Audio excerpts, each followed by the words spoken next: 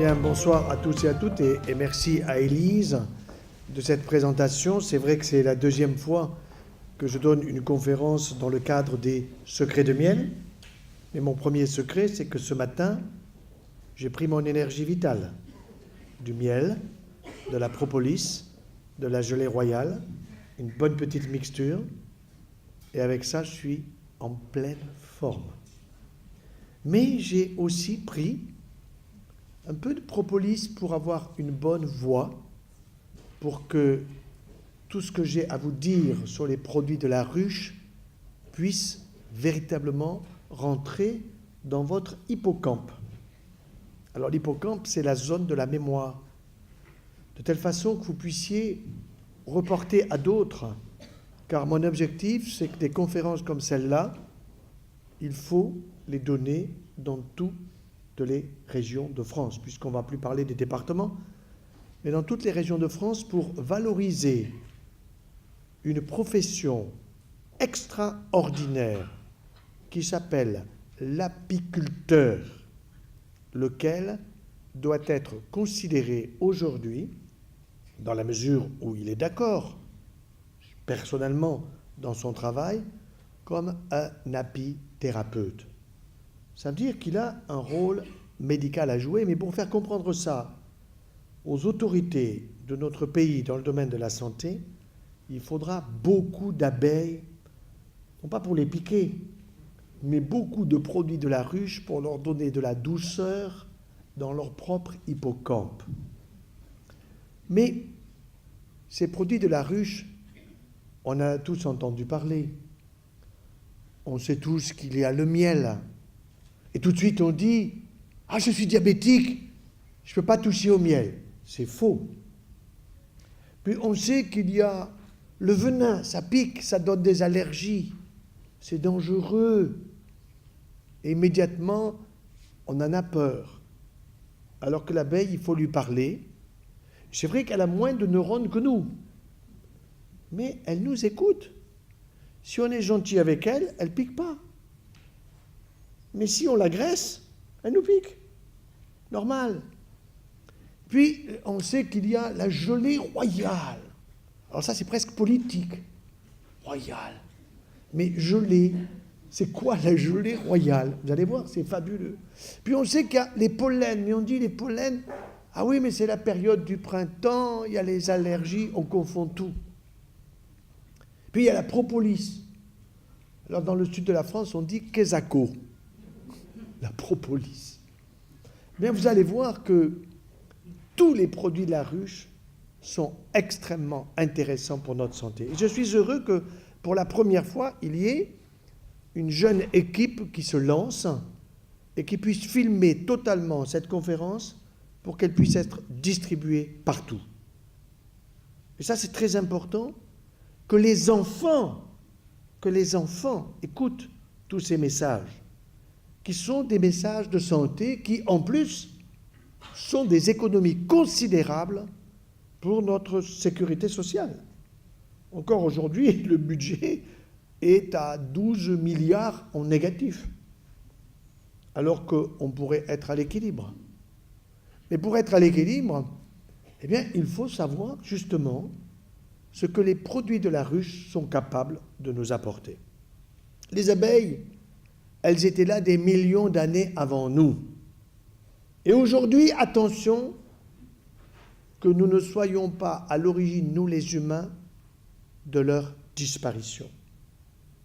On a fait dire à Einstein, Albert Einstein, une phrase qui est peut-être de lui, peu importe, même si c'est discutable. Il a dit, lorsque les abeilles disparaîtront, il restera 4 ans à l'humanité. Ce n'est pas vrai, bien sûr. C'est une image.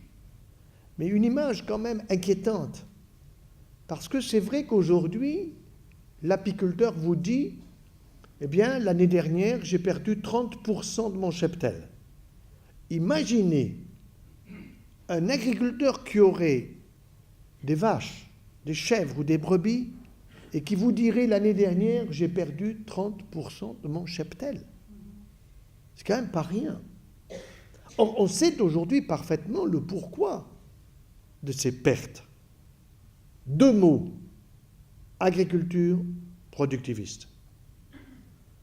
Je pense que l'agriculteur, l'apiculteur, peuvent être les premiers acteurs de notre santé.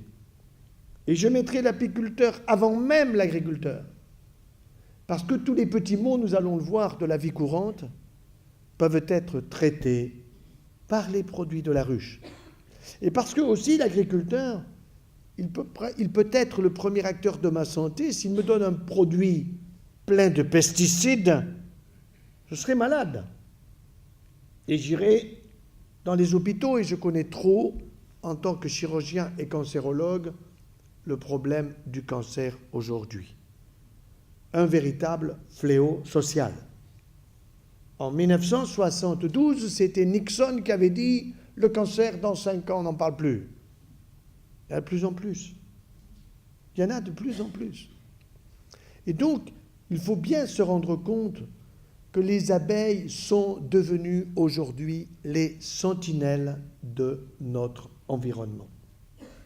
Sentinelles de notre environnement.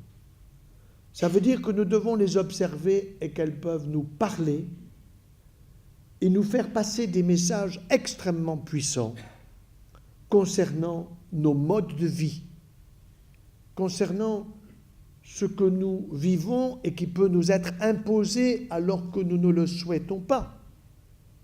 Lorsque nous consommons sans le savoir par voie respiratoire ou par voie digestive des pesticides, on ne le sait pas, sauf que quand on les dose dans le sang, on nous les trouve, y compris dans le cordon ombilical qui ramène le sang de la maman vers le bébé et qui est un sang différent. Mais si le groupe sanguin du bébé est différent de celui de la maman, le pesticide que la maman a pris, elle l'envoie malheureusement à son bébé. Alors on va procéder par ordre. Et nous allons commencer par le miel. Les miels, bien sûr. Attention, je ne parle pas du miel de Chine. Laissez-le aux Chinois. Je parle du miel de chez vous, du miel de proximité. Et si possible, du miel dont vous connaissez l'apiculteur, qui se régale de faire venir ce produit fabuleux qui est le meilleur de tous les sucres. Le meilleur de tous les sucres. Ce n'est pas Saint-Louis. Laissez-le à Saint-Louis. Ce n'est même pas le sucre de canne. C'est le sucre qui est dans le miel. Évidemment, je ne vais pas vous conseiller de le prendre à la louche. Mais moi, tous les matins, quand je prends mon chocolat, il n'est pas au lait.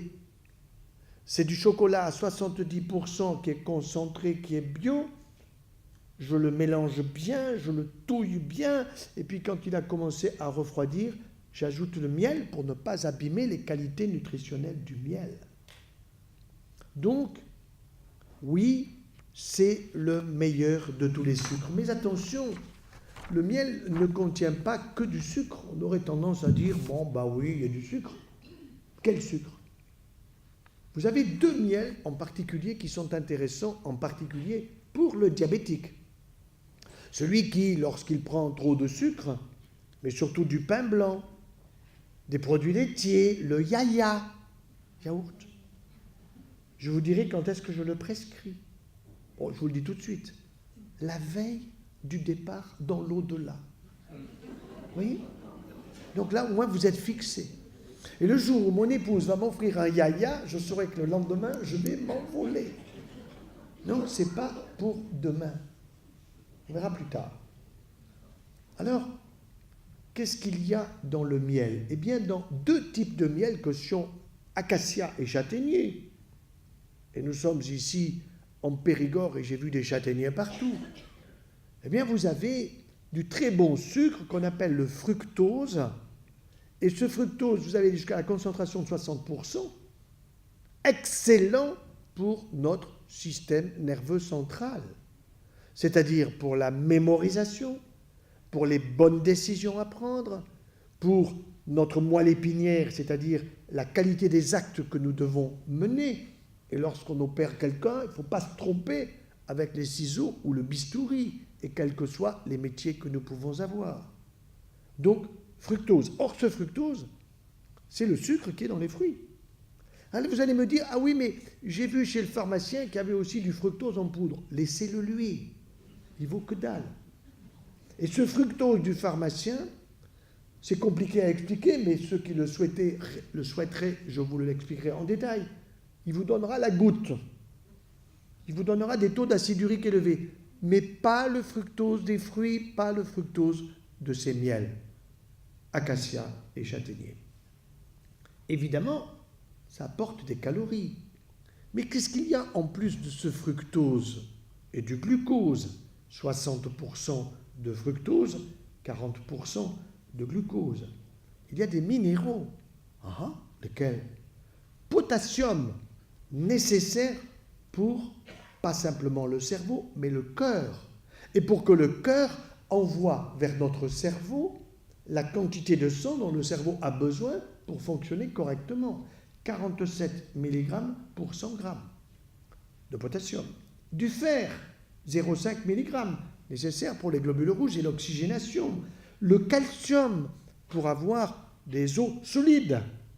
Et le meilleur de tous les calciums au passage, ce n'est pas le calcium qui est dans les produits laitiers, c'est le calcium végétal. Celui-là, si vous mastiquez bien votre aliment végétal, il sera absorbé jusqu'à 75% par votre tube digestif, alors que le calcium des produits animaux est absorbé qu'à 30% maximum. Donc il est logique qu'il y ait 4 fois plus de calcium dans le lait de la vache pour son veau, puisqu'en une année il prendra 365 kilos. Alors que le petit humain, il en prend 5. La petite Rose, la fille d'Élise, qui a 3 mois, dans un an, elle aura pris 4 ou 5 kilos. Mais par le lait de sa maman, elle a du bon calcium qu'elle absorbe complètement. Évidemment, elle n'a pas besoin de 4 fois trop de calcium, parce qu'elle n'a pas besoin de devenir un squelette de veau, encore moins un cerveau de veau. Parce qu'en plus, dans le lait de sa maman, qui va consommer des bons produits de la ruche, eh bien, qu'est-ce qu'il va y avoir? Il va y avoir des facteurs de croissance pour le cerveau de la petite Rose, qui va commencer à reconnaître maman, évidemment, les frères, les sœurs, etc., les grands-parents, qui va commencer à parler, qui va commencer à agir de façon adroite avec les couleurs et les jeux. Il y a aussi dans le miel du magnésium. Et souvent, on vous dit, prenez du magné-B6, vous êtes énervé, vous ne supportez pas votre voisin.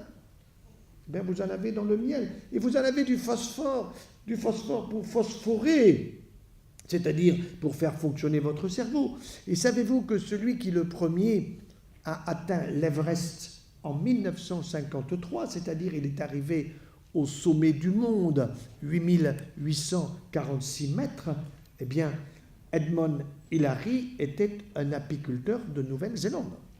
Un apiculteur. C'était certes un montagnard. Mais avec quoi et quelle énergie a-t-il eu en 1953? C'était pas comme aujourd'hui avec, toutes guillemets, les facilités que peuvent donner les modifications de la préparation sportive. En plus des minéraux, nous avons des oligo-éléments. C'est quoi? Les oligo-éléments, ce sont des produits qui sont à très petite dose, homéopathiques, et dont nous avons besoin. Le cuivre, le manganèse, la silice, le soufre, le zinc pour la cicatrisation. Souvenez-vous, cicatrisation, nous allons voir que le miel, il y a des pansements au miel. Il y a aussi dans le miel des vitamines. Ah, je ne savais pas lesquelles. Toutes les B, sauf la 12. Nous avons une douzaine de vitamines B. La 12 n'est pas dans le miel, c'est vrai, mais il y en a quand même, toutes les autres y sont. Et toutes les B sont nécessaires à notre système nerveux central. Mais il y a aussi de la D. Ah, mais on me dit qu'il faut que je prenne de la vitamine D parce que je manque de vitamine D. Attention, prudence. On a paramétré le taux de vitamine D tellement haut que les gens se retrouvent au-dessous, alors il faut absolument en apporter sous forme d'UV dose. Mais nous sommes comme la cigale et la fourmi, c'est-à-dire que l'été, quand il y a du soleil pendant plusieurs mois, nous prenons et nous captons par notre peau de la vitamine D que nous fabriquons. 90% de notre vitamine D, c'est grâce au soleil. Et ce que nous préparons l'été, ben c'est pour l'hiver. C'est la cigale et la fourmi. Et quand je vois, récemment, j'étais au Maroc pour des conférences, et que là-bas, on me fait croire que les Marocains manquent de vitamine D, ils ont le soleil le jour, la nuit, comme nous à Montpellier. Par contre, je leur ai démontré par A plus B qu'est-ce qu'ils étaient contents, et on a bien rigolé, que j'étais totalement opposé à la burqa. Évidemment. Parce que la femme qui est grillagée ne prend pas le soleil et qu'elle peut qu'être en carence de vitamine D. Donc, des vitamines, des minéraux, des oligo-éléments, des flavonoïdes. C'est quoi? Ce sont des antioxydants, anti-vieillissement, anti-cancer. Ces flavonoïdes, anti-vieillissement, antioxydants, ça veut dire quoi? Eh bien oui, lorsque je vieillis, je m'oxyde. Exactement comme un portail qui subit les intempéries des temps et des années et qui finit par rouiller. Et lorsque vous décidez de changer la peinture, vous grattez la rouille et puis vous mettez, autrefois on mettait une peinture rouge ou orangée qu'on appelait le minium avant de mettre la couleur de son choix. Eh bien, dans le miel, il y a des flavonoïdes et ces flavonoïdes sont extrêmement intéressants comme antioxydants, mais ils ont aussi des actions antivirales. Antivirales. Ah, ça c'est intéressant parce qu'on me parle tout le temps du virus de la grippe. On me propose de faire vacciner toute la famille. Et vous savez que quand il y a eu H1N1, H1N2, etc., on ne pouvait plus regarder les oiseaux. On allait tous, si on en touchait un, risquer d'attraper la maladie. Alors mes infirmières me disent, mais là, M. Joyeux, il faut qu'on soit tous vaccinés. Et j'avais remarqué que l'État avait commandé 90 millions de doses. Ça m'a étonné parce que nous ne sommes que 64 millions. Et je sais qu'ils n'ont utilisé que 20 millions. Et tout ce qui était en surplus, ils l'ont envoyé aux Égyptiens, qui, à mon avis, l'ont foutu dehors. Alors mes infirmières me disent, M. Joyeux, vous faites vacciner? Ben, je dis non. Elles me disent, vous ne donnez pas l'exemple. Ben si. Alors vous faites quoi? Eh bien, je prends de l'énergie vitale. Je prends tous les jours, à partir grosso modo du mois d'octobre, en fonction du climat, jusque, voyez-vous, à la fin mars, tous les jours, je prends miel, propolis, gelée royale, etc. Mon petit pot d'énergie vitale, une bonne cuillerée à café, pendant que je fais chauffer l'eau de mon chocolat ou de mon café, ça arrive, ou de mon thé, ou de mon romarin, etc. Eh bien, pendant ce temps-là, je mets cette énergie vitale sous la langue, dans le petit creux, là. Eh bien, ça veut dire que je garde ça pendant 3-4 minutes et que l'absorption va se faire tranquillement. Sous la langue, nous avons une absorption sublinguale, sous la langue, en particulier des minéraux et des oligo-éléments, qui sont extrêmement importants pour notre santé, d'autant plus que ce miel a des vertus de fluidifiant bronchique. Tiens, fluidifiant bronchique, mais ça c'est intéressant pour tous ceux qui ont une bronchopneumopathie chronique, qui malheureusement se sont fait avoir par Marlboro et tous les autres, et qui ont fumé et qui payent la facture. Et quand on vous dit, ah ben vous avez fumé tant et vous avez arrêté pendant 7 ans, vous retrouvez les risques de celui qui n'a pas fumé, on vous ment. Parce que c'est pour vous faire poursuivre, évidemment, l'intoxication par la cigarette. En plus, le miel va vous aider à vous endormir.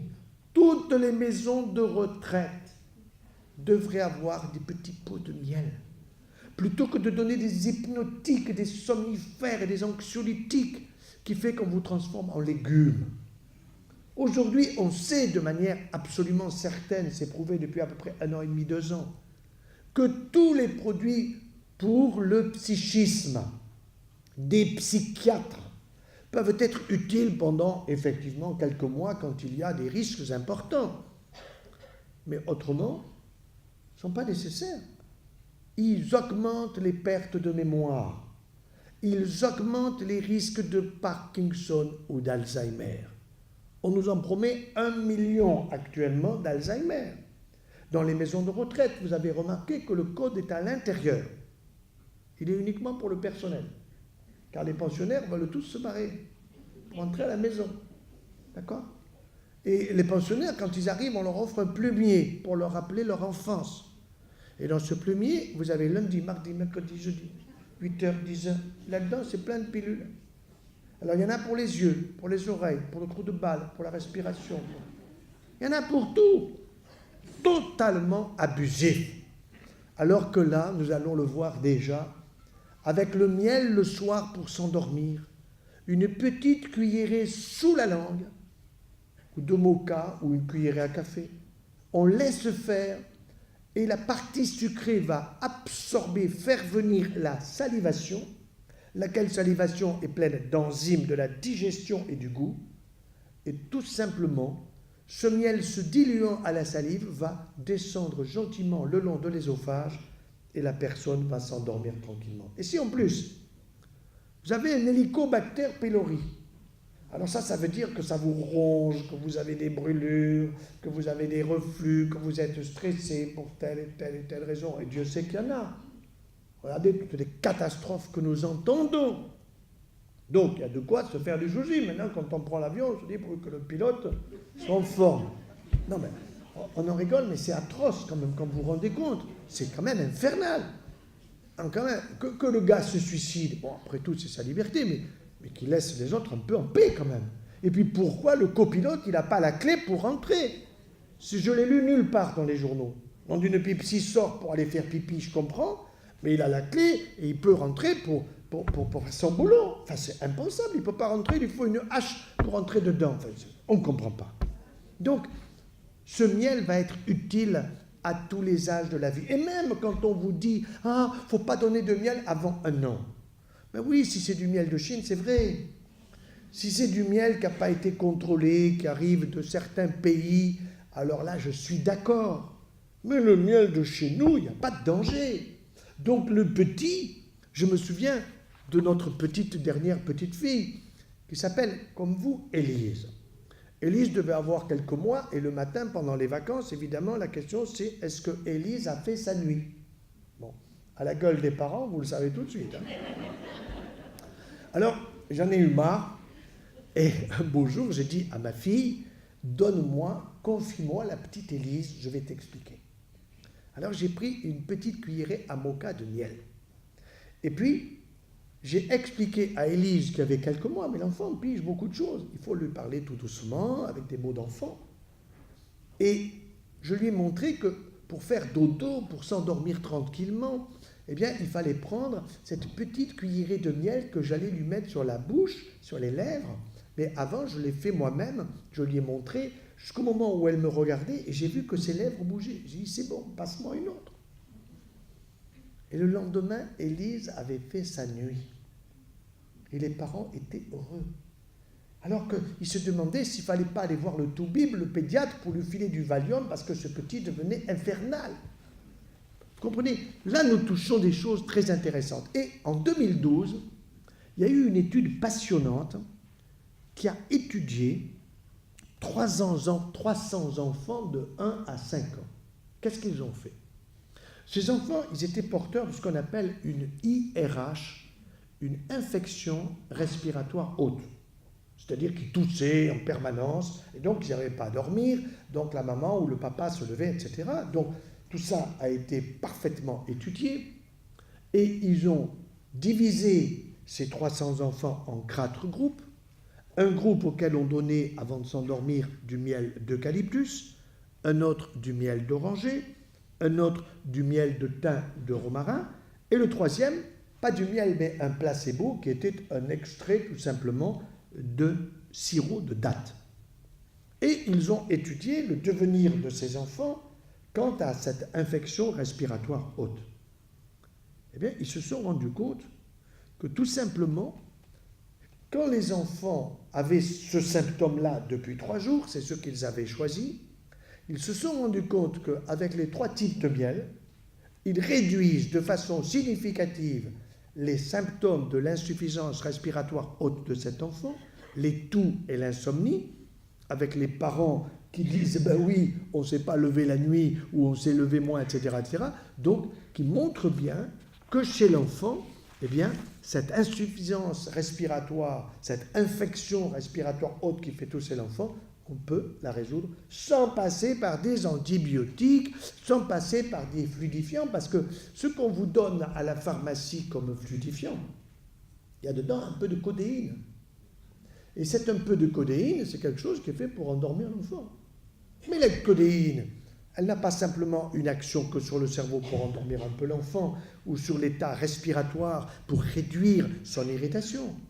Ça passe aussi par le foie.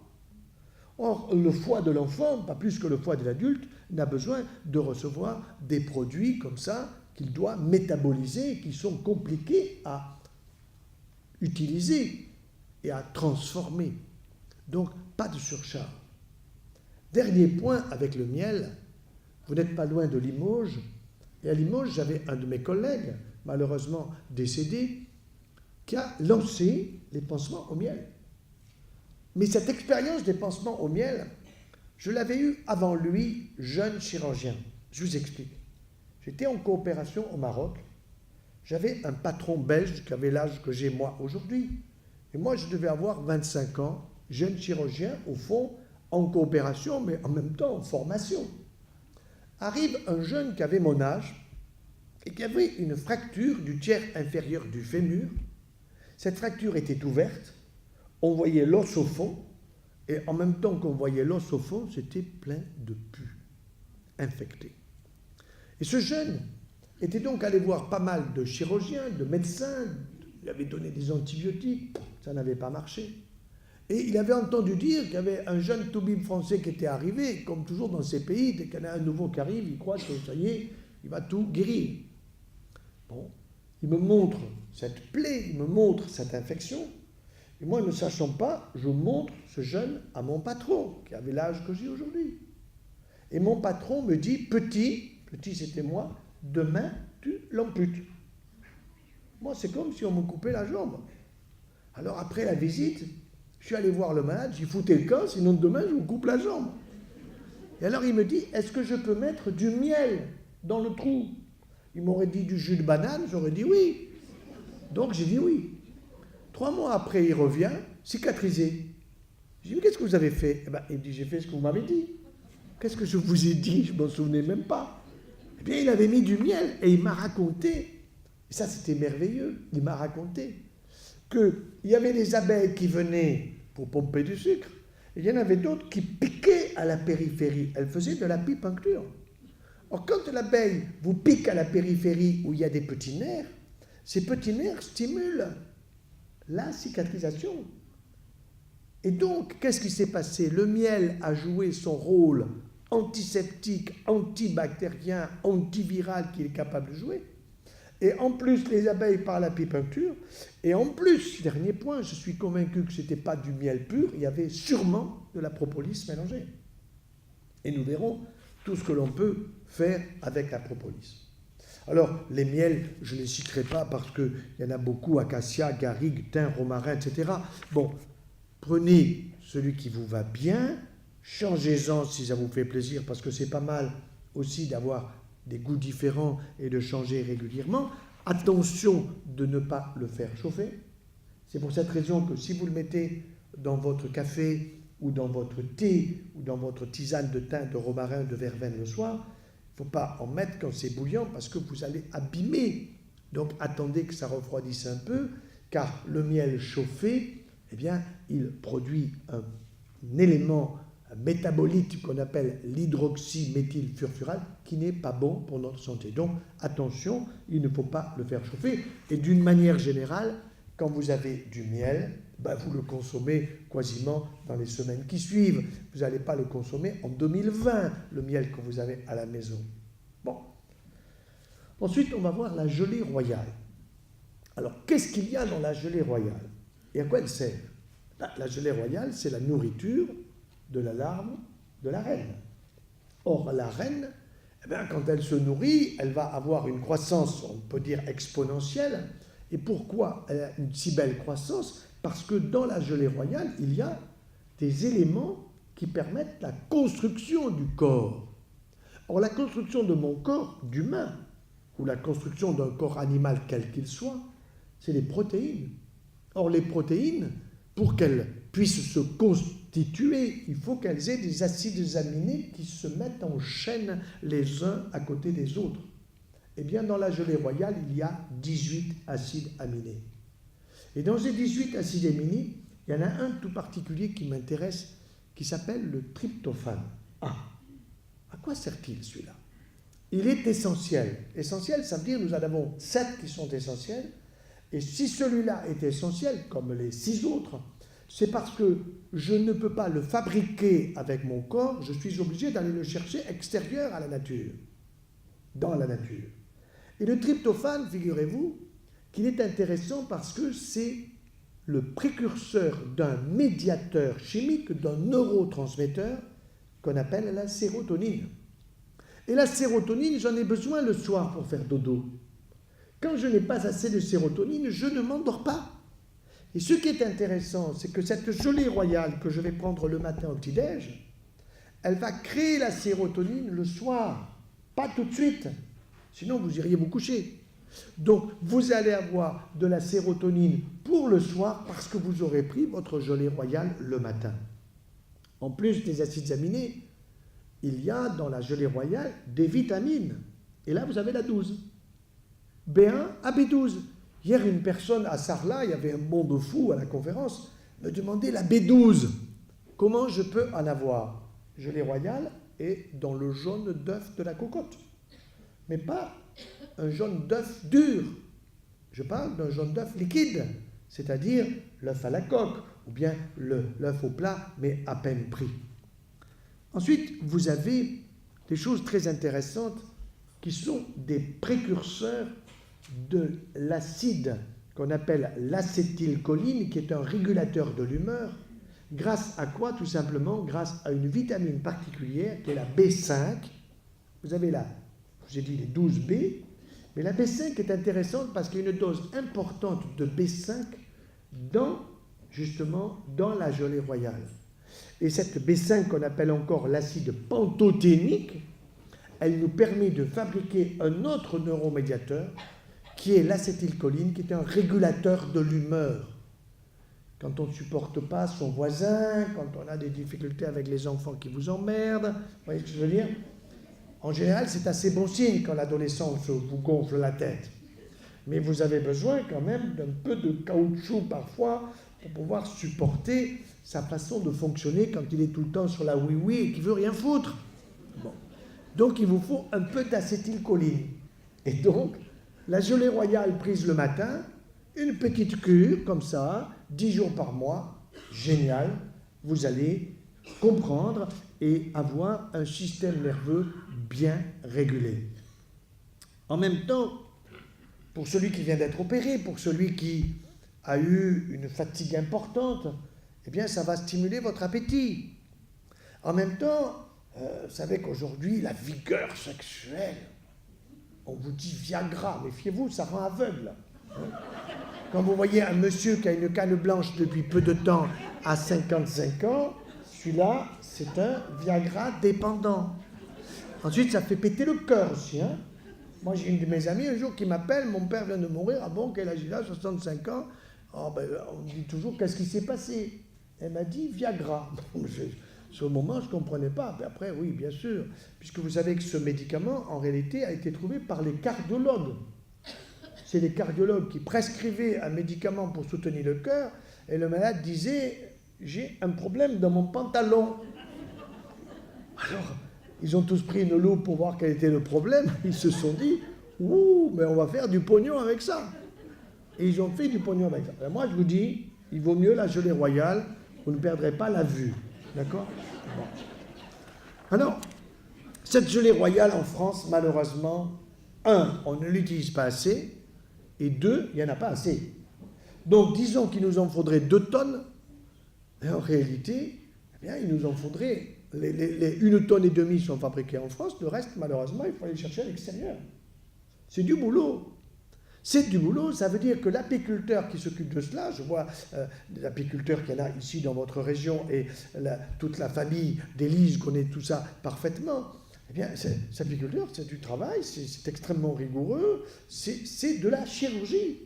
C'est extrêmement précis. Il faut avoir un masque, un chapeau, etc. Bon, c'est du boulot. Ça veut dire que ça coûte cher. Ça coûte cher parce que ça coûte de la main-d'œuvre. Vous voyez ? Or, qu'est-ce qu'on va faire? Aller chercher la main-d'œuvre en Chine? Aujourd'hui, il faut valoriser ces nouveaux métiers qui ne sont pas vraiment nouveaux, mais qui doivent être vus dans un sens qui est un sens nouveau, qui est celui de la santé, qui est celui de la prévention, qui est celui de moins d'hospitalisation, qui est celui de moins de lourdeur dans la famille. Quand vous avez quelqu'un qui est malade, eh bien, c'est toute la famille qui, malheureusement, non pas est malade, mais est perturbée par la maladie quand on entend les mots comme cancer, maladie auto-immune, affection de longue durée, diabète définitif, etc., hypertension définitive, il faut prendre un traitement. Tout ça, c'est faux. Tout ça, c'est faux. Tous ces traitements qu'on vous propose dans le cadre des maladies dites auto-immunes, de l'hypertension, du diabète, etc., ils ne sont pas à vie, ce n'est pas vrai. Il faut changer les habitudes alimentaires. Et justement, utiliser les produits de la ruche, nous arrivons au suivant, les pollens. Alors, les pollens, composition fabuleuse, plein de vitamines, bonnes protéines. Eh bien, dans une cuillerée à soupe de pollen, vous avez l'équivalent de la protéine d'une côtelette de bœuf. Alors vous me direz, ça n'a pas le même goût. Je suis d'accord. Mais le danger, c'est que la côtelette de bœuf, elle est pleine de gras caché. Et que quand vous la faites cuire au barbecue, vous prenez des benzopyrènes, des nitrosamines, et que ça, c'est pas bon parce que c'est cancérigène. Alors que le pollen frais, eh bien, surtout après une période hivernale, maintenant que le printemps arrive, une bonne cuillerée comme ça, de temps en temps, le matin au petit déjeuner, c'est important. Et vous le remarquerez, si vous la mettez en bouche, il faut la mastiquer. Moi, j'ai calculé 37 fois. 37 fois. Au bout de 37 fois, vous avez véritablement eu un pollen auquel vous avez extrait avec la salive, par la mastication, les meilleurs éléments, c'est-à-dire les vitamines.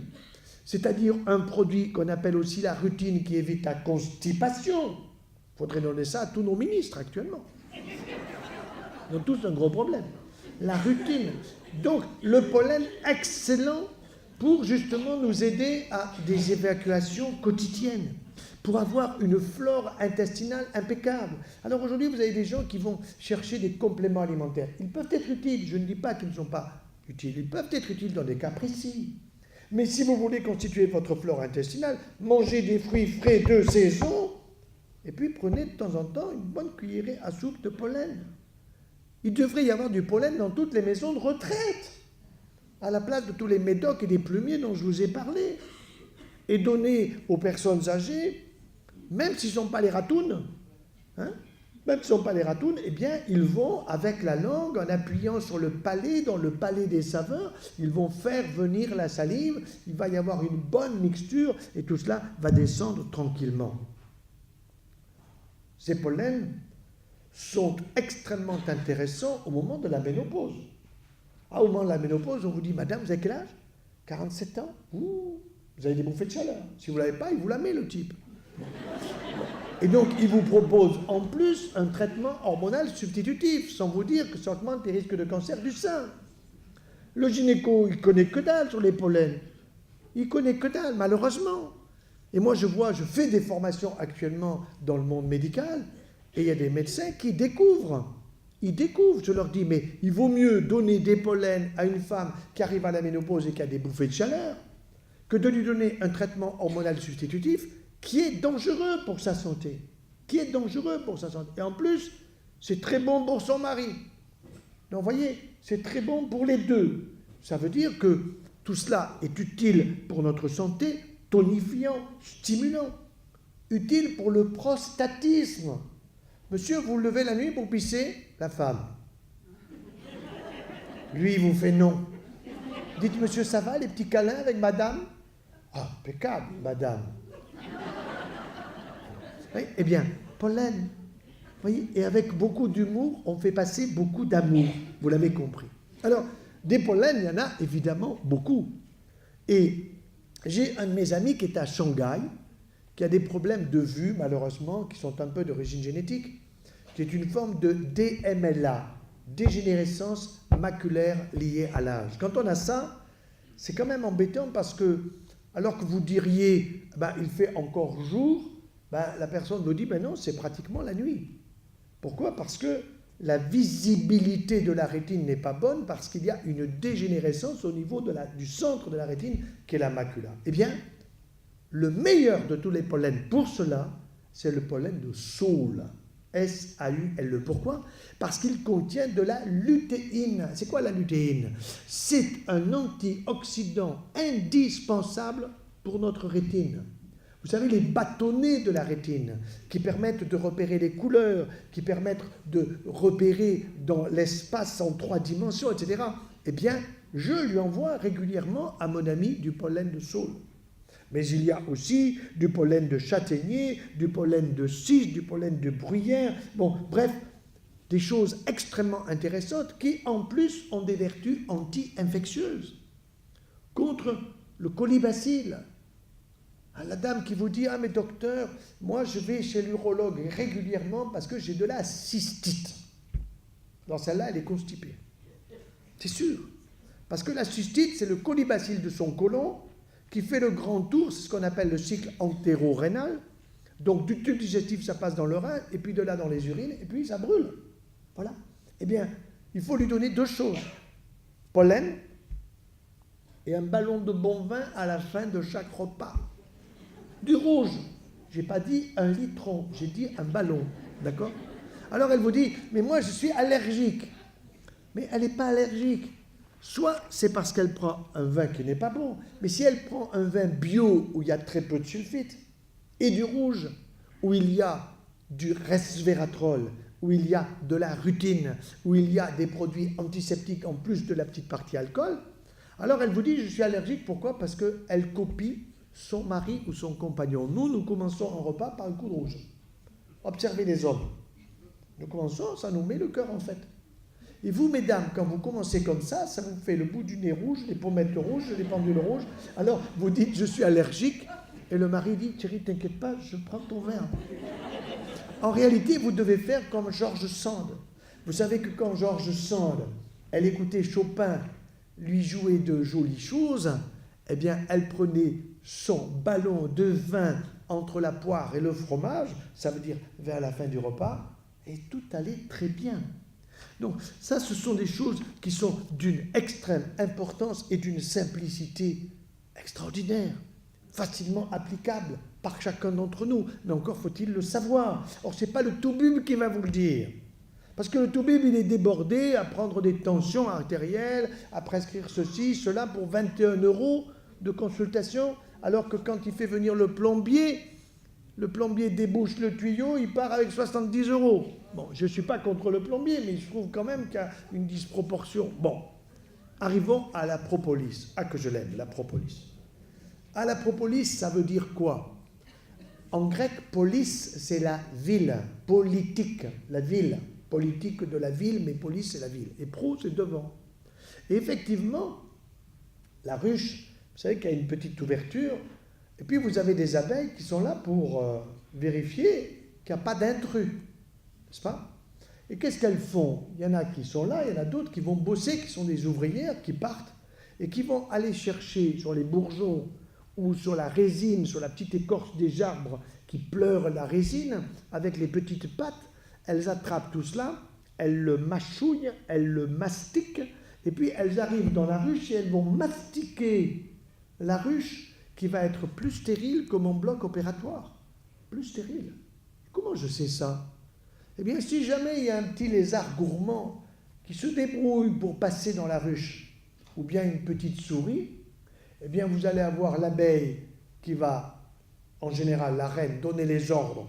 Vous me le piquez, il est tué, le petit lézard ou la petite souris. Mais il n'y a personne pour le prendre et le foutre dehors. Alors, on l'enrobe de propolis. Eh bien, on faisait pareil avec les pharaons. C'est pour ça qu'on les retrouve intacts. Ils étaient enrobés de propolis et en même temps, on mettait dans leur tombe du miel pour leur avenir au cas, je ne sais pas, où ils se réveilleraient, où ils trouveraient de l'énergie vitale pour reprendre vie. La propolis, antiseptique, bactéricide, anesthésique. Et ça, je dirais, je ne le savais pas, et c'est surtout mon épouse qui me l'a fait découvrir. Elle avait des problèmes dentaires, elle va donc se faire soigner, et puis le dentiste lui donne une ordonnance. Elle me montre l'ordonnance, 1 semaine d'antibiotiques et de cortisone. Je dis non, mais c'est trop long ça, pourquoi tu prends ça? Elle me dit mais j'en veux pas. Et je lui dis tu vas faire quoi? Elle me dit propolis. Comment propolis? Ben oui, je vais me mettre de la propolis sur la zone. Ça a un effet effectivement anesthésique, donc calme la douleur. Ça a un effet anti-inflammatoire, ça a un effet antibactérien, puisque je vous ai dit, avec ce jeune qui avait mon âge et avec ce qu'il avait au niveau de son fémur, miel plus propolis. Donc effet efficace au niveau de la chirurgie dentaire. J'ai fait faire une thèse à un jeune à Montpellier qui a fait un travail absolument remarquable. Le thème de la thèse, il était venu me voir, Monsieur Joyeux, voilà, j'aimerais que vous me fassiez me donniez une idée d'un sujet de thèse. Je suis pour être docteur en chirurgie dentaire. Propolis, mon gars. Il me dit, c'est quoi? Comment tu sais pas ce que c'est que la propolis? C'est à 25 ans. Bon, eh ben, regarde mon bouquin, tu vas savoir ce que c'est, mais moi j'aimerais que tu me fasses un travail de recherche très précis sur la propolis en chirurgie dentaire, parce que ma femme m'avait donné l'idée. Je ne lui ai pas dit sur le moment. Mais il a fait un travail absolument remarquable, où nous avons eu tous les éléments qui concernent les publications internationales sur le sujet, qui sont extrêmement démonstratives et qui démontrent bien que cette propolis, tous les chirurgiens dentistes dentaires devraient le savoir. Donc le mieux, c'est que quand vous allez vous faire soigner, vous dites « Ah, vous ne savez pas? Ben, je vais vous donner une petite photocopie. » Et vous lui photocopiez les 2 pages ou 3 pages qu'il y a dans mon bouquin ou dans un autre sur le sujet de la propolis. Mais il est curieux d'apprendre que les Japonais, qui sont cancérologues comme nous sommes, comme je suis cancérologue dans mon propre centre anticancéreux à Montpellier, ils utilisent dans les centres anticancéreux du Japon chaque année 500 tonnes de propolis. Et nous, en France, pas un gramme. Comment se fait-il que les Japonais utilisent ça et nous pas? Parce que nous, on ne sait pas. Et tout simplement parce que les Japonais ont fait des études extrêmement précises pour démontrer que la propolis est un immunostimulant. C'est-à-dire que ça stimule l'immunité des personnes qui sont déprimées en leur immunité par l'intermédiaire des chimiothérapies, des radiothérapies, des chirurgies qui sont obligées chez les malades atteints de cancer. Et donc, pour mieux supporter les traitements, ils prescrivent de la propolis à leurs patients au Japon, et nous, en France, quasiment impossible. Quand j'ai obtenu les pansements au miel dans mon propre centre anticancéreux. Les infirmières étaient d'accord, c'est le pharmacien. Le pharmacien, ça n'a pas l'AMM. AMM. Alors, c'est ce que ça veut dire, autorisation de mise sur le marché. Bon. Autorisation de mise sur le marché, ça veut dire que c'est un médoc, c'est un médicament, qui est passé par des tas d'étapes, numéro 1, numéro 2, numéro 3, numéro 4. Ça coûte la peau des fesses au laboratoire pharmaceutique. Au bout du compte, quand le produit a l'AMM, c'est un médicament. Et là, le pharmacien me sort, moi, monsieur, le miel, ça n'a pas l'AMM. Je m'en fous. Je veux du miel pour les pansements. Et je lui ai montré qu'il allait faire des économies. Alors là, il a tendu l'oreille. Parce que les produits qu'il donnait à mes infirmières pour la cicatrisation, c'était plus de 150 € remboursés par la Sécu, alors que les 30 € du pot de miel, ils ne sont pas remboursés par la Sécu, mais ils devraient l'être, puisqu'ils sont aussi efficaces pour obtenir une bonne cicatrisation des escarres ou de telle ou telle plaie. Donc, qu'est-ce que nous avons pu observer en particulier avec la propolis dans le domaine du cancer? Eh bien, la propolis a un effet antitumoral. Mais antitumoral, évidemment, on ne peut pas démontrer ça chez l'humain facilement. On ne peut pas faire des études en utilisant les gens comme des cobayes. Ça, c'est pas possible. Par contre, on peut utiliser des petits animaux pour greffer des tumeurs et ensuite faire un lot d'animal qui va avoir de la propolis par rapport à un autre qui n'en aura pas. Et donc, nous avons des études très précises qui montrent dès 2002 et dès 2005 un effet préventif de la propolis pour réduire les risques métastatiques. Il s'agit de quoi? La métastase, c'est quand le cancer, il est à un endroit, il fout le camp ailleurs. Il est au niveau du sein, il va sur l'os. Il est au niveau de la prostate, il va sur l'os. Il est au niveau du tube digestif, il va au foie ou au poumon. Donc, ce qui a été démontré, c'est qu'il y avait une baisse de 40% du nombre de métastases chez des animaux, bien sûr que c'est chez le rat ou la souris, et qu'on ne peut pas faire une extrapolation immédiate entre le petit animal et l'humain. Mais tout de même, il est intéressant de savoir que si vous greffez des tumeurs à un petit animal sur le dos, ces tumeurs vont faire des métastases tout autour, pratiquement dans les 3 semaines qui suivent, jusqu'à tuer l'animal.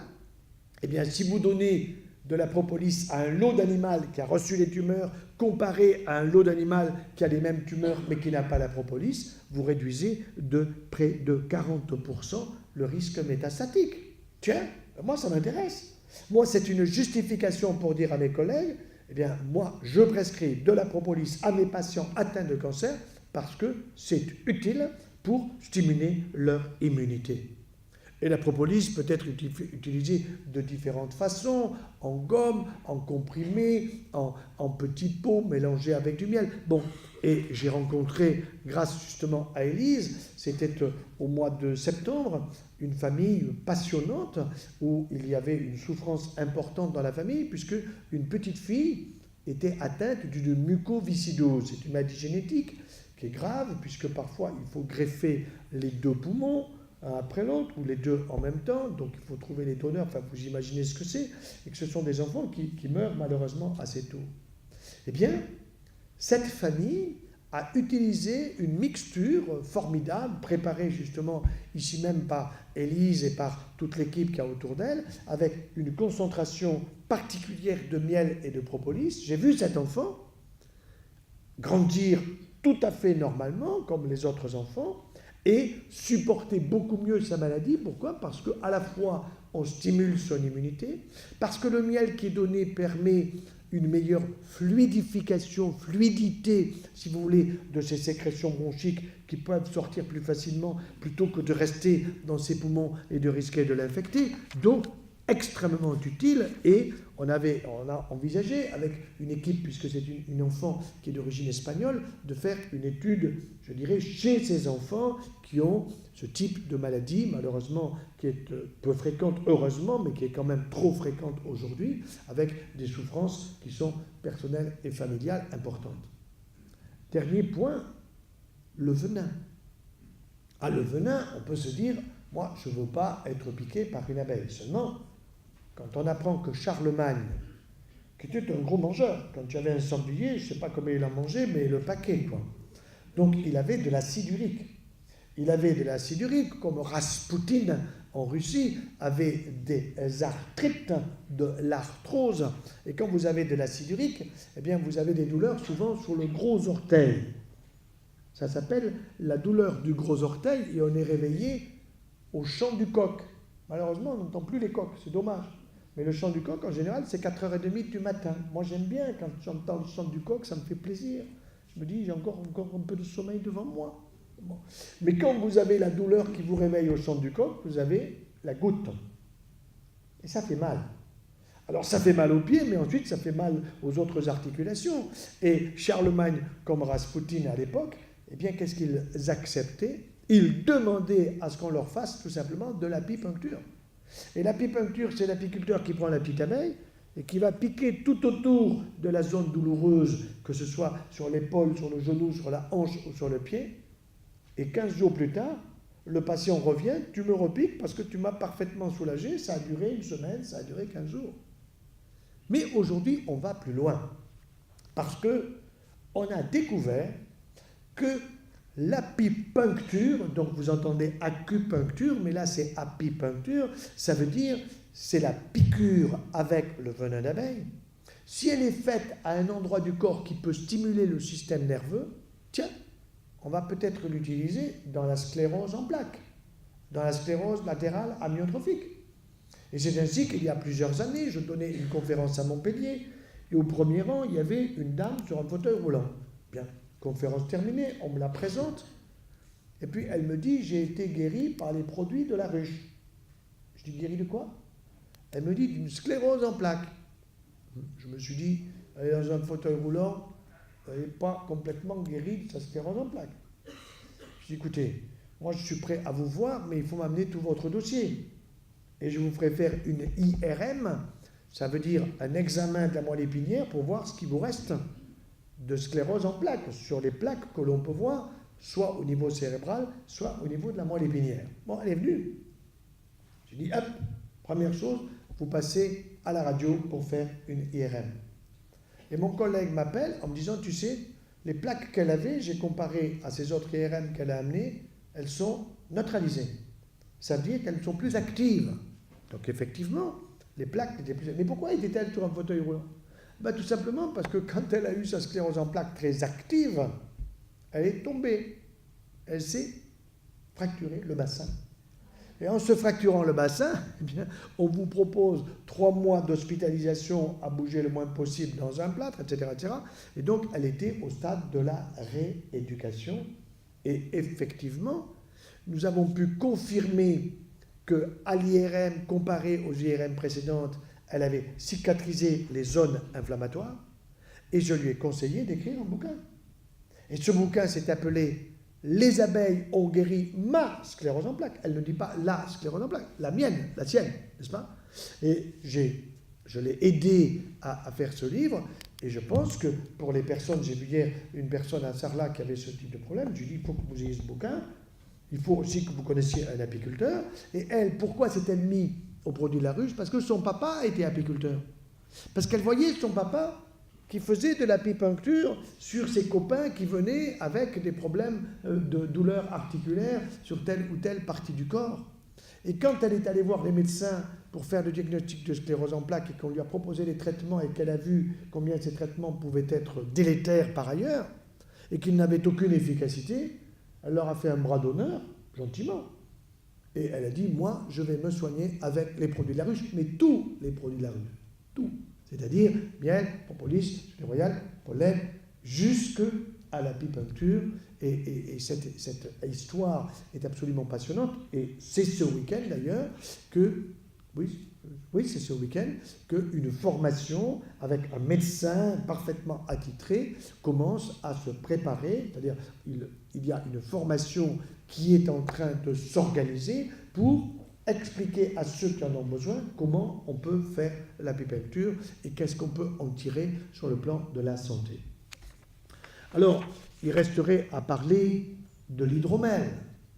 L'hydromel, normalement, vous savez que quand on part en lune de miel, eh bien, le beau-père doit offrir à son gendre 1 litre d'hydromel pour son voyage de noces, 1 par jour. Bon. Alors, moi, notre dernière fille s'est mariée, j'ai offert une bouteille. Parce que l'objectif, c'est que quand il rentre du voyage de noces, il vous apprend que vous attendez un bébé. Vous êtes grand-père. Et là, je lui ai offert qu'1 litre. Manifestement, je me suis trompé. Ils sont partis à moi, il fallait que j'en offre 30. Mais je lui ai expliqué, et ça y est, nous attendons un petit Américain, donc prochainement, ça veut dire qu'il a dû prendre ce qu'il fallait pour cela. Je lui avais expliqué que la gelée royale, et que tout ça, c'était très bon, et que les produits de la ruche, et qu'il n'avait pas besoin d'aller chez le pharmacien pour faire un joli petit joyeux. Enfin, il ne s'appelle pas joyeux, mais il sera quand même joyeux celui-là. Bon, donc, voyez-vous, avec tous les produits de la ruche, eh bien, vous voyez combien s'élargit les indications thérapeutiques. Combien un médecin qui serait véritablement au courant, eh bien, pourrait faire des économies d'antibiotiques, pourrait faire des économies de tous ces médicaments que l'on donne pour dormir, supporter le voisin, etc., etc., pour éviter les vaccinations. Parce que, vous savez, on nous impose, vous avez vu le Conseil constitutionnel, il s'est réuni, normalement c'est des juristes, tout d'un coup ils deviennent tout bibes. Moi j'avoue que je ne comprends pas, et ils disent constitutionnellement, il faut vacciner les gens contre diphtérie, il n'y en a plus. Tétanos, il n'y en a plus. Polio, il n'y en a plus. En France. Ah, c'est sûr que si vous êtes nommé au Mali, ou si vous êtes nommé dans un pays en guerre, là il faut faire vacciner toute la famille. Mais chez nous, que je sache, La vaccination obligatoire, c'est celle-là. Vous savez que maintenant, on vous vaccine contre l'hépatite B. Avant, c'était à 3 mois après la naissance. Maintenant, c'est à 2 mois. Je pense que prochainement, ça sera avant la conception. Vous savez que maintenant, on vous propose de vacciner les enfants de 9 ans, garçons et filles, contre le cancer du col de l'utérus. Les garçons, mais oui, oui, du col de l'utérus. Alors, j'ai lancé une grande pétition qui a été signée en un mois par 400 000 personnes. Et évidemment, je suis convoqué par le Conseil de l'Ordre des médecins. Mais moi, je vais leur apprendre beaucoup de choses à mes collègues. Il n'y a pas de doute. Donc, nous devons aujourd'hui informer le grand public. Et c'est ça qui est formidable, vous voyez. C'est que grâce à des conférences comme ça, grâce à des enregistrements qui vont être diffusés, eh bien, le grand public est passionné. L'autre jour, j'arrive à l'hôpital, et ma surveillante me dit devant les infirmières, « Monsieur Joyeux, j'ai passé la nuit avec vous. » « Ah bon ?» Je dis, « Mais j'ai aucun souvenir. » Alors, j'ai dit, comment avez-vous fait pour passer la nuit avec moi? Elle me dit, je me suis couché, j'ai pris mon iPad, et puis je vous ai trouvé, et j'ai écouté vos conférences, et je n'ai pas osé lui dire devant les infirmières qu'elle en avait bien besoin de suivre mes conseils, parce qu'elle avait un petit surpoids où il y avait trop de sucre. Elle prenait trop de yaya. Je l'ai vu à part après. Elle me dit, je ne peux pas m'en passer. Je dis même, je pense que quand vous avez fini votre yaya, vous prenez le doigt et vous tournez jusqu'au fond. Elle me dit, oui, je fais ça. Je fais ça. Eh bien, ça y est, maintenant, elle a pigé. Je suis arrivé par l'humour, on arrive à faire passer beaucoup de choses. Et c'est vrai que, je le disais hier, Hippocrate, quand il disait que ton aliment soit ton médicament, 500 ans avec Jésus-Christ, c'était génial. C'était en avance sur le temps qui vient. C'était déjà la démonstration que l'observation du patient malade par rapport à celui qui est en bonne santé permet d'avoir une ouverture d'esprit qui permet de comprendre qu'effectivement notre aliment doit être notre médicament et que les produits de la ruche ont une place exceptionnelle. Exceptionnelle.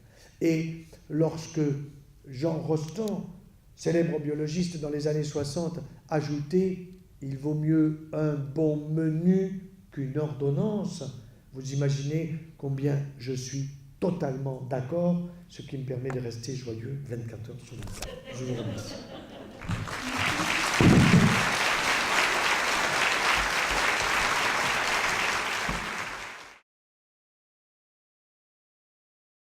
Nous avons un petit temps de questions. Un petit temps de questions, ça veut dire que vous pouvez poser des questions. Attention, nous ne sommes pas en consultation. Hein? Vous ne me parlez pas de vos problèmes d'utérus, de prostate de votre mari. Bon. Donc, si vous avez une question précise, et puis je vais déjà vous donner mon adresse mail pour ne pas l'oublier. Vous allez sur mon site internet. Sur mon site internet, c'est www.professeur-joyeux.com. Là, vous avez contact. Quand vous ouvrez contact, il y a une petite page qui s'ouvre et là, vous avez un petit rectangle. Il n'est pas très grand pour pas que vous racontiez votre vie. On vous demande si vous êtes un homme, une femme, votre âge et puis quels sont les sujets pour lesquels vous m'interrogez. C'est totalement gratuit. Mais s'il y a un petit cadre, c'est pour respecter ce cadre. On a réfléchi pour le faire correctement.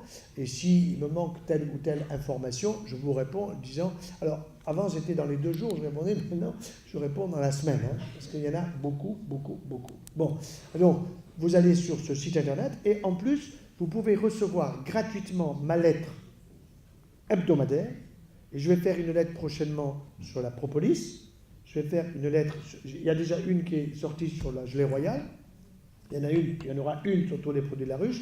Donc, toutes les semaines, il faut varier, il ne faut pas rester totalement enfermé toujours dans le même sujet. Donc, sur mon site internet, vous allez à lettres, je crois que c'est au pluriel, et puis il y a écrit abonnement, c'est gratuit. Il suffit de donner votre adresse mail et vous recevrez la lettre toutes les semaines. Au début, vous en recevrez 2 parce que vous allez rattraper ceux qui se sont inscrits il y a déjà 1 an. Il y a déjà 54 lettres. Et chaque lettre va être accompagnée bientôt, on est en train de le faire, d'une petite vidéo où je vais, pendant 2-3 minutes, faire la synthèse de la lettre pour que, si ça vous suffit, vous n'avez pas besoin de la lire.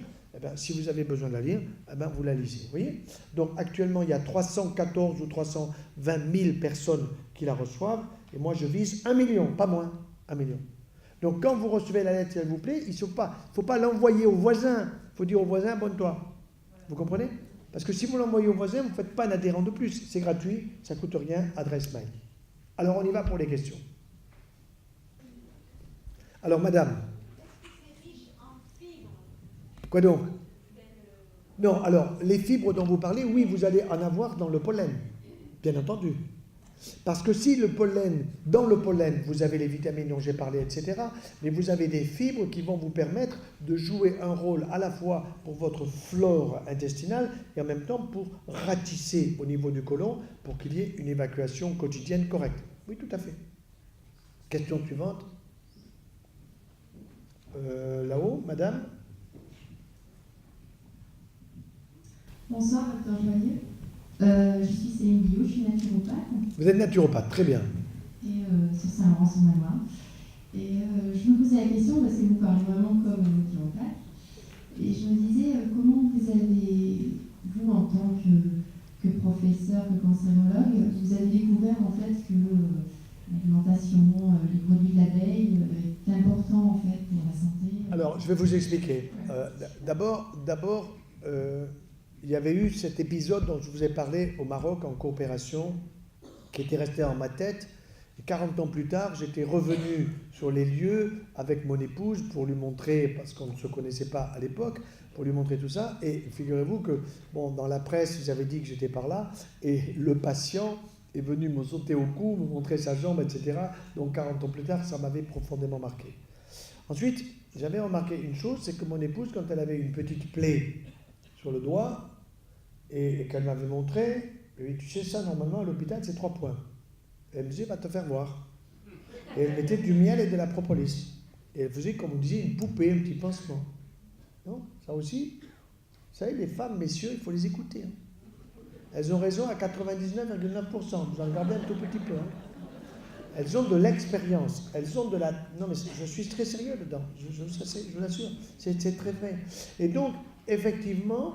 Comme je suis très sensible à tous ces sujets-là, et que c'est vrai que j'ai l'esprit ouvert, vous voyez des malades qui viennent vous voir, qui vous disent « Docteur, vous pensez ça de quoi? Et vous pensez ça de quoi? Et vous pensez ça de quoi ?»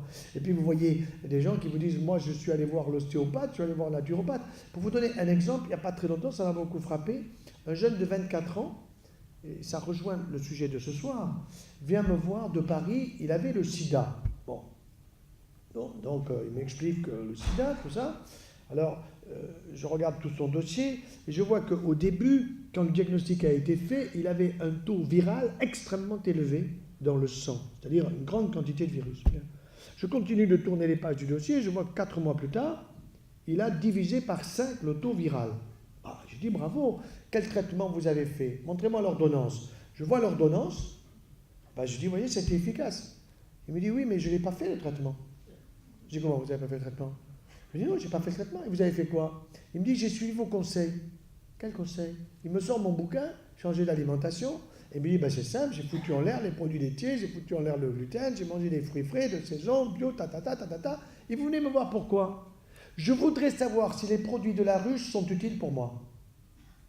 Parce qu'il avait vu que j'avais écrit un bouquin sur les abeilles. Et je dis oui. Et alors là, il m'a posé beaucoup de questions très astucieuses, parce qu'il avait déjà bossé la question. Donc sur le miel, sur la propolis, sur la générale, j'ai donné feu vert, surtout. Bon. Donc c'est un jeune. Alors je lui dis, mais qu'est-ce que vous leur avez dit à l'hôpital Cochin? Oh, je n'ai pas voulu les décevoir. Je leur ai dit que j'avais fait le traitement. Donc ça veut dire qu'au niveau de son dossier, il est écrit qu'il a fait le traitement est efficace. En réalité, il ne l'a pas pris. Vous comprenez? Alors ça, je vais le raconter dans une prochaine lettre. Ça va défriser certains de mes collègues, mais c'est pas grave. Ils feront une mise en pli après, d'accord? Question suivante. Madame, au milieu, parlez fort. Pour une question qui a... Algodystrophie, oui. Au pied. Ah, avec une plaie, d'accord. Alors... Certainement, cette algodystrophie, ça peut être chez une personne âgée ou pas âgée, peu importe l'âge, mais ça veut dire qu'il peut y avoir du diabète, il peut y avoir un problème neurologique. Bon, là, moi, je dirais pansement au miel. Ça veut dire que l'infirmière qui vient à la maison pour faire les pansements, bien, on peut lui dire pansement au miel, avec même de la propolis, et vous faites ça pas nécessairement tous les jours, parce qu'il faut laisser le miel et la propolis agir. Donc, vous faites le lundi, et puis le mardi, vous faites rien, et puis le mercredi, vous refaites, et puis tous les 2 jours, vous voyez. Bon, moi, je dirais que c'est une excellente indication. Excellente indication. J'ai un monsieur qui est venu me voir, il avait, je ne sais pas comment il avait fait ça, il avait son cuir chevelu qui était pratiquement avec une plaie importante. Bon, il vient me voir avec ça, il ne savait pas comment cicatriser. Alors, il avait eu des rayons pour des problèmes de peau, de petits cancers de la peau, et à mon avis, les rayons qui avaient été faits, ils avaient donné des doses trop importantes. Bon. Et je dis à cet homme, vous allez mettre miel, propolis, bon, pansement. Et puis vous m'enverrez régulièrement une photo d'avion. Vous la prenez. Alors, c'était marrant, parce qu'il m'amenait, il m'envoyait, je ne vous déplacez pas, il était loin de Montpellier, pas la peine de vous déplacer, mais vous m'envoyez la photo vue d'avion, à la hauteur de votre bras tendu, comme ça j'aurai toujours la même distance. Extraordinaire. J'ai une succession de photos où d'abord j'ai vu la plaie se nettoyer, c'est-à-dire être beaucoup plus propre, et progressivement, alors ça demande beaucoup de temps, je lui ai expliqué, je dis ça va vous demander peut-être plus d'une année. Pourquoi? Parce qu'il a eu tellement de rayons que c'est très lent à cicatriser et qu'on voulait lui faire une greffe en prenant la peau de son bras, lui mettre le bras comme ça. Je dis non mais attendez, et lui il préfère les abeilles, hein, moi aussi. Bon, question suivante. Où êtes-vous, excusez-moi? Oui madame, je vous vois. Bonsoir. Je voudrais savoir Parlez plus fort près du micro. quel est le miel à prendre le soir avant d'aller au lit lorsque l'on a des insomnies. Est-ce qu'il y a un miel Alors, miel d'oranger, miel de châtaignier, celui qui vous va bien, madame, hein, celui de proximité. Ne vous cassez pas la tête en disant celui-là sera mieux que celui-là. Essayez-en plusieurs s'il faut, que ça aille bien avec votre palais des saveurs.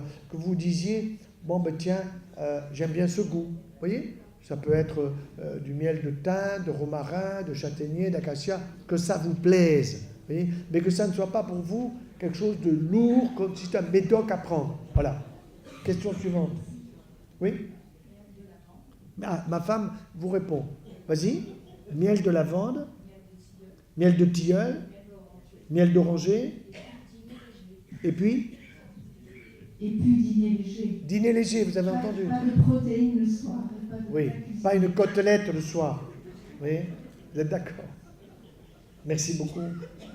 Oui, monsieur, il faut laisser la place aux hommes un peu. Hein. Bon, allez-y. Oui, bonsoir. J'avais une question pour quelqu'un qui fait du diabète.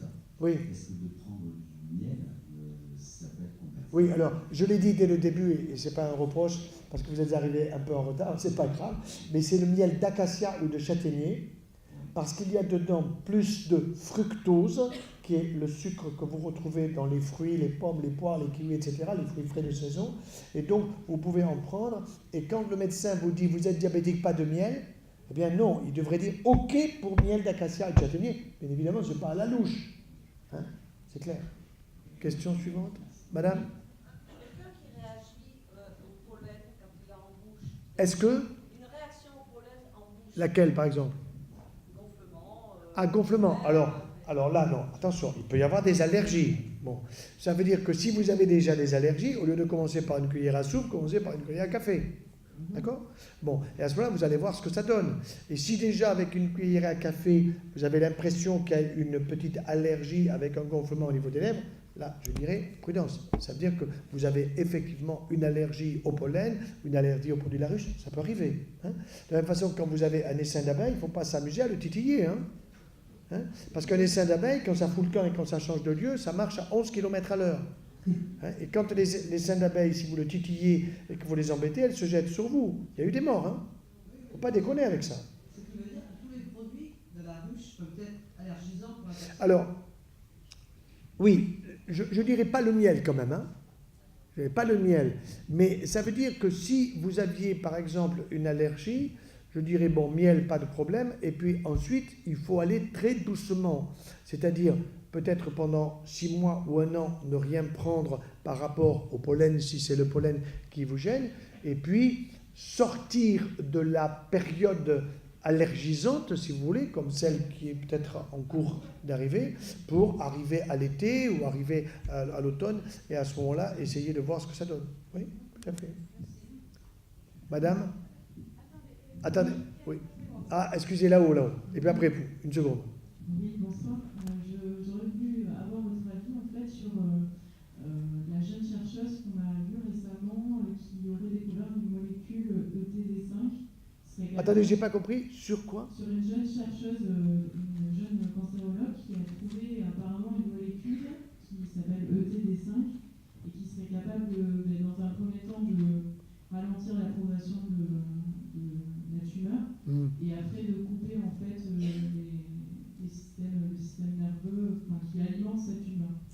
Oui, alors, il s'agit là de ce qu'on appelle des antifacteurs de croissance. C'est-à-dire, on appelle ça encore des anti-angiogéniques.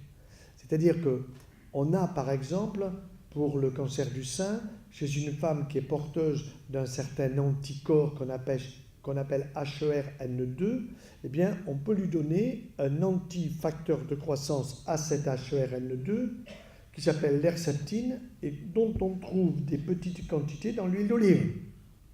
Dans l'huile d'olive, c'est quelque chose de naturel. Bon.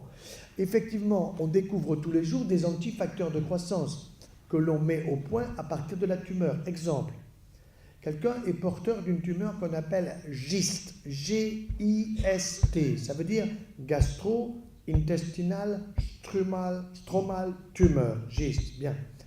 J'ai opéré comme ça un patient qui avait au départ une tumeur de la grosseur d'un pamplemousse dans son estomac. D'accord? Bon, pamplemousse. On lui avait dit, monsieur, il faut se faire opérer, il faut vous faire sauter tout l'estomac. Moi, je vois le dossier, je dis non. Vous allez d'abord prendre l'antifacteur de croissance que nous connaissons contre ce type de tumeur.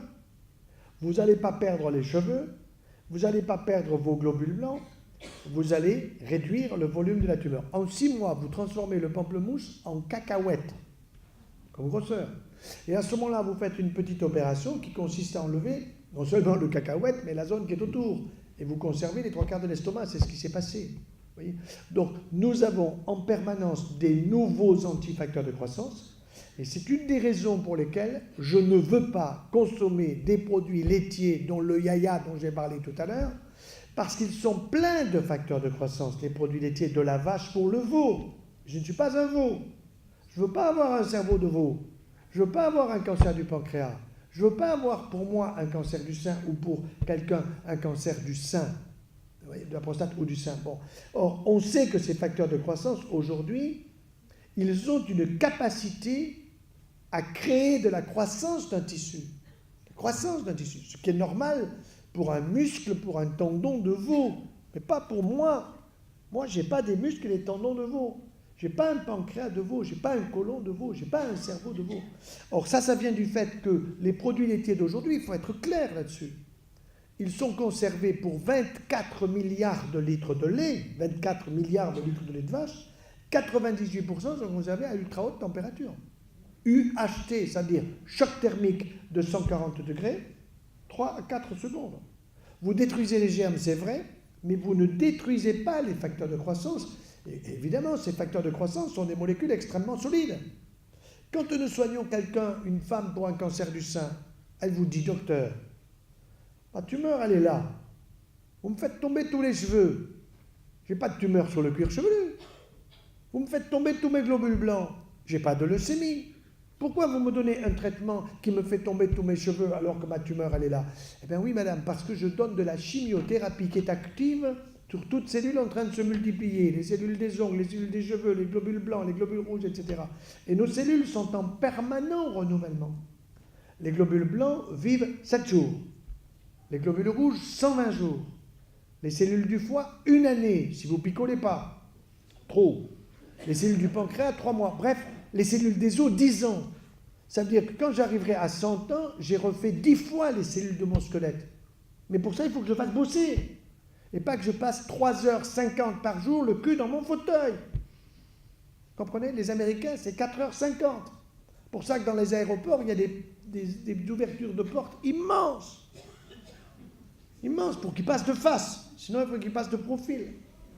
Ils ont des tonnes et des tonnes de surpoids. Si aux États-Unis, le surpoids porteur par l'humain était phosphorescent, il n'y aurait pas besoin d'allumer les rues. Je rigole pas. C'est effrayant, quoi. Pourquoi? Parce que les gens consomment et consomment des coca, des sodas. Nous, on a du coca à la maison, même pas, mais c'est pour déboucher. Chiotte, quoi. Nettoyez le tapis, madame. Parlez fort. Je m'appelle Catherine, donc. Oui, Catherine. Nous avons dans notre entourage un monsieur qui a eu un cancer, donc gastro-entéro. Un giste, alors. Voilà, ce dont Oui. on avait parlé, il a été opéré, donc il doit suivre le protocole, il a aussi de la chimio, mais au niveau de son alimentation. Non, il a du Glyvex, c'est un antifacteur de croissance. Il ne doit pas de chimio. Il a ce qu'on peut appeler chimio qui n'est pas de la chimio. D'accord. Il a un traitement ciblé, si vous voulez, voyez. Au niveau de son alimentation, donc il avait commencé à suivre un protocole plus naturel, mais après son opération, on lui redonne des produits laitiers, de la viande. Erreur. Mais pourquoi? Parce que Danone est arrivé jusque dans les hôpitaux. Et que les diététiciennes sont formées par Danone. Jusqu'au jour où elles s'installent en ville et elles ont pigé. Ce qui veut dire qu'on a enlevé la tumeur, mais en lui redonnant. Mais bien sûr, on risque la récidive. Voilà, c'est pas. C'est aberrant. C'est aberrant. Donc faites-lui passer la vidéo. Et par rapport au grand public, c'est-à-dire à toutes les personnes vivantes qui se nourrissent, que ce soit des enfants ou des personnes adultes, tout ce qui concerne les produits laitiers. La vache est sacrée. Proscrire. Par contre, la chèvre, un petit crottin de chèvre. On en a eu un ce matin du Périgord à Sarlat. Impeccable. Mais c'était chèvre. Ou alors un petit roquefort. Et d'autant plus que comme ça a du goût, vous serez rassasié rapidement. Hein, vous comprenez? Alors quand ça n'a pas de goût, hein, c'est la femme qui vous dit, moi, monsieur, je prends du 0%. J'ose pas lui dire que je le vois dans ses fesses. Voilà. 0%. Vous dites 0% de quoi? C'est pas 0%. Je vous jure, c'est du zéro stress. C'est écrit sur la bouteille, zéro stress coca. Professeur. Madame. Oui, professeur, bonsoir. Bonsoir, madame. Et qu'est-ce que pensez-vous du lait fermenté, genre kéfir? Bon, j'en pense moins de mal, mais encore une fois, je resterai sur la chèvre et la brebis. Et puis, connaissez-vous, vous, des mammifères, en dehors des humains, qui boivent du lait? Est-ce que vous avez vu le taureau aller à la vache boire du lait? Moi, j'ai vu le taureau aller sauter la vache. D'accord? Non, mais c'est la vérité. Si vous en voyez un qui va téter la vache, vous lui faites la photo. Vous allez gagner un prix. Hein. Question suivante. Puis on va arrêter. Oui, madame. Ah oui, pardon. Oui, bon. Allez-y, allez-y. Oui, tout à l'heure, j'ai entendu quelqu'un poser la question à propos d'une algodystrophie avec une plaie. Alors, on a un cas dans la famille et mon mari qui a une algodystrophie depuis 5 ans à la suite de son AVC. Qui n'a pas cicatrisé. Non, il n'a pas de plaie, mais il a des douleurs constamment Ah. et il n'a pas de traitement. Alors, qu'il y a quelque chose? Ostéopathe ou chiropracteur? Ostéopathe ou chiropracteur? Oui. Vous l'avez vu ou non? Oui, mais bon, c'est... Alors, non. Il faudrait ça toutes les semaines, mais ça... Non, il n'a pas besoin peut-être... Non, mais attendez, il n'a peut-être pas besoin toutes les semaines. Moi, il m'est arrivé d'avoir une cervico-brachyalgie parce que j'avais opéré pendant des heures, j'étais crevé, fatigué, etc.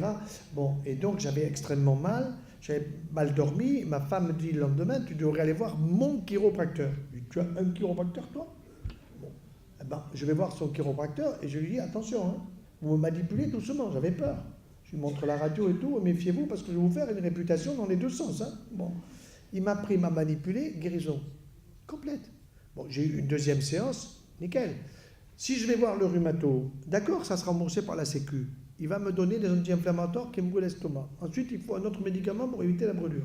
Ensuite, il va me dire, je vais te faire une infiltration. Eh bien, bras d'honneur. Parce que le rhumato, ils arrivent à voir aujourd'hui des fractures invisibles. Vous avez entendu ça? Des fractures invisibles. Il faut le faire quand même. Alors, je leur dis, mais comment tu fais pour voir des fractures? Ah ben, il me dit, on est bon. Bah ouais, tu parles que tu es bon. Mais moi, j'aimerais que tu me montres. Tout ça, c'est du vent.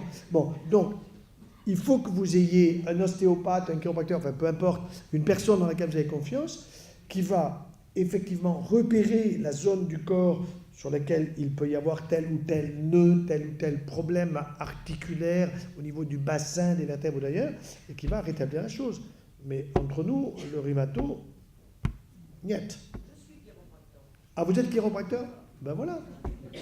Vous avez un chiropracteur à côté. Très bien. Encore une question à un monsieur là-bas. Bonsoir. Bonsoir, monsieur. Depuis des années, je m'interdis les produits laitiers, le lactose. exception faite pour les bons camemberts au lait cru. Ah, C'est vous. bon, le bon camembert, vous le prenez pas entier. Prenez un petit morceau. Petit morceau. Oui, c'est ça. Bon, non, il n'y a pas de problème. Ce qu'il y a simplement, c'est que je vous dirais, essayez plutôt de prendre un fromage à pâte cuite. Parce que le fait que vous ayez une pâte cuite prouve que c'est passé à une température un peu comme quand nos mamans faisaient bouillir le lait autrefois. Vous vous souvenez qu'il y avait la couche épaisse. Et cette couche épaisse, c'était manifestement les facteurs de croissance qui étaient floculés, qui n'étaient plus actifs. Donc nous prenions effectivement du lait quand nous étions gosses. Bon, c'est vrai, mais c'était du lait qui était bouilli. Tandis qu'aujourd'hui, faites bouillir du lait à UHT, c'est trop tard. Vous avez la fine couche qui est du papier à cigarette. Et on pense même que ça, c'est pas certain. Il faudrait l'étudier. J'ai demandé à ce soit étudié, mais je n'ai pas encore les résultats parce que ça coûte cher de le faire. On se demande si on ne les renforce pas en faisant bouillir les facteurs de croissance. C'est pour ça que moi je dis aujourd'hui, bon, la vache elle est sacrée. En Inde elle est sacrée. Hein. Si vous avez une vache devant la route, les bagnoles l'attendent. Voilà. Et puis quand elle s'en va, on continue. Bon, elle est sacrée. Bon. Eh ben, moi, je sais bien que Danone a dit, joyeux, il dit que le yaourt il tue. Non, je n'ai pas dit ça. J'ai dit c'est un cadeau la veille du départ dans l'au-delà. Un cadeau, c'est pas pour tuer. Vous comprenez? Voilà. Alors si en plus vous mettez du miel, mais moi je préfère le miel pour l'instant sans le yaya. D'accord? Bon, on va conclure. Moi, je vous remercie beaucoup. Vous avez eu donc mon adresse Internet pour ceux qui auront des questions éventuellement à poser. Et je vous remercie et je remercie énormément Élise pour des secrets de miel qui a permis cette conférence, qui en permettra certainement d'autres. Et donc, merci également à la jeune équipe qui a pu filmer tout cela et qui va diffuser très largement, sans aucun problème, tout ce que nous avons dit ce soir. Merci à tous. Bonne santé à tous.